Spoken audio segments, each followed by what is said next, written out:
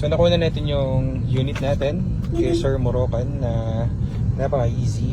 So kinota na raw siya dito sa unit niya ng 60,000 para din sa ABS. ABS lang issue nito.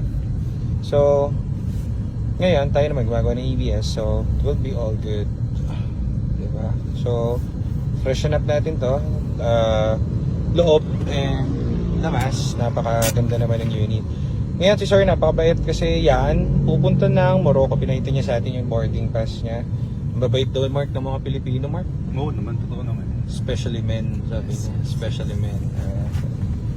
Good people, Filipino people, very good people, especially men. Sabi niya. Sabi ko, yes, good item. Good item, sir, good item. Especially GTA cars. Yes, good item, sir. Sir! Parang si ano yan, Sir! Si Soxy. Sir! Tara, win tayo. At pe-pressure na natin to.